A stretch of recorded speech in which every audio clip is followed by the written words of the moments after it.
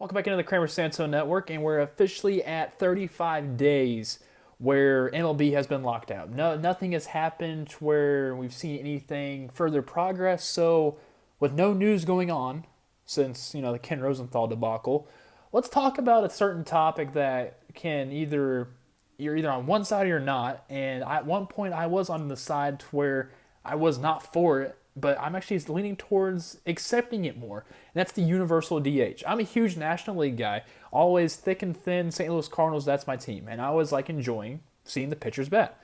And granted, the Cardinals have great pitchers who can bat, including growing up watching Chris Carpenter bat. He knows how to handle a bat.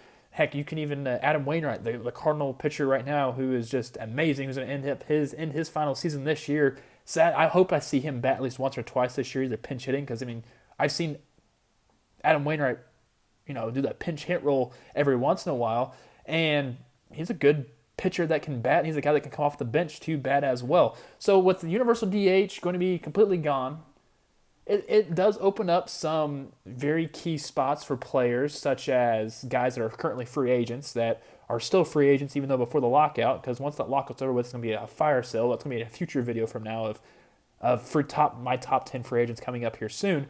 But I want to talk about the three guys right now who might benefit from this universal DH of going into the National League.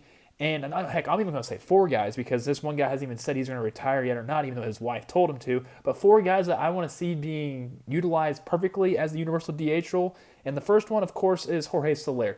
We saw what he did in the MVP, World Series MVP, and he's a guy that you can even put him in the outfield, or you can just have him as that bat like the Atlanta Braves used him as.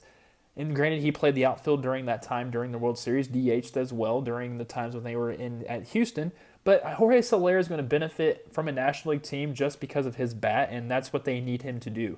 And Jorge Soler is one guy. Another guy is Nelson Cruz. Nelson Cruz might benefit from a National League team this year, knowing that he can. The last National League team I believe that he was on was the Milwaukee Brewers when he was called up that way. So he can actually be a DH somewhere. Honestly, I wouldn't be mad if the Cardinals had a guy like him, but the Cardinals don't need a guy like him because St. Louis is well-rounded and well-versed to where if they use DH, granted, I'd put Paul Goldschmidt, put Lars Nootbaar there at the DH spot. But Nelson Cruz will benefit from a National League team this year, especially in this offseason once things open back up once again. So I look forward to that. He's going to be benefited as well. Another guy, Albert Pujols. Albert Pujols is going to be another dude he hasn't retired yet, like I mentioned. His wife alluded to it, but he's able to go out there and put the wood on the ball and hopefully hit some home runs. I just want to see him get 700. I just want to see him get to that point, because I know he cannot chase Barry Bonds. Yes, granted, I'm going to say that Barry Bonds holds the home run record. He's not going to be able to get to that point whatsoever. He was on pace. I think if he would have stayed in the National League a lot longer, he would have maybe gotten to that point. And then plus also injuries, the plantar fasciitis that he had that was just dealing with every single game in LA for the Angels at that point, that happened to it that way. Honestly, if you're the Colorado Rockies, you have a DH spot, sign our Pujols, have him hit home runs at Coors Field. I would be A-okay with that, and I'm pretty sure everyone else would be okay too. But the fourth guy that I think is going to be really beneficial, who can also play first base or the outfield or catcher, Kyle Schwarber. Put Kyle Schwarber on any National League team, just have his bat in the lineup, you are going to be golden that way. So Kyle Schwarber could be so huge impactful for a National League team. We saw what he did for the Nationals, and then he got traded to Boston, and Boston had him as a first base, a DH. He can do that. Or you can just say, hey, we just want you for your bat personality. We just want you to go out there, hit as many home runs as possible, help us drive in runs, and that is what Kyle Schwarber can do.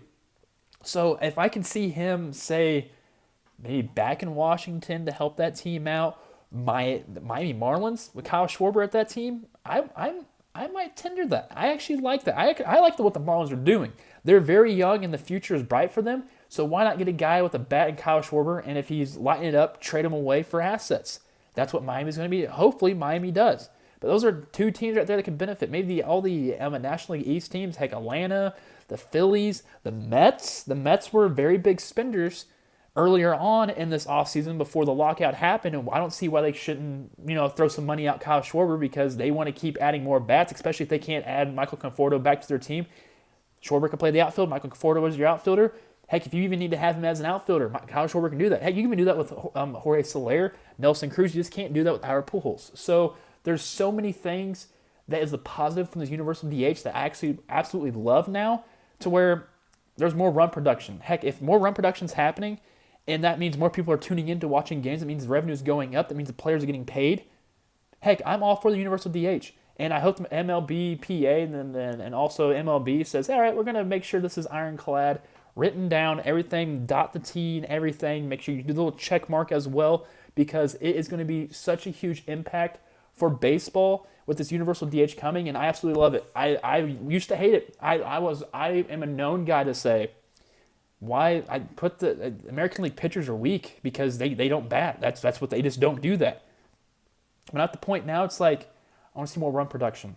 And like I'm a huge I can go back and watch baseball from like 1950s, and like I love it. I'll go back and watch MLB Network of what they're showing right now, and I'll absolutely love everything they're showing.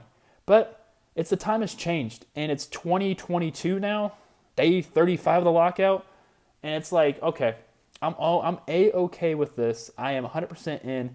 Universal DH is here to stay, and I absolutely love it. So let me know what you think in the comment section down below.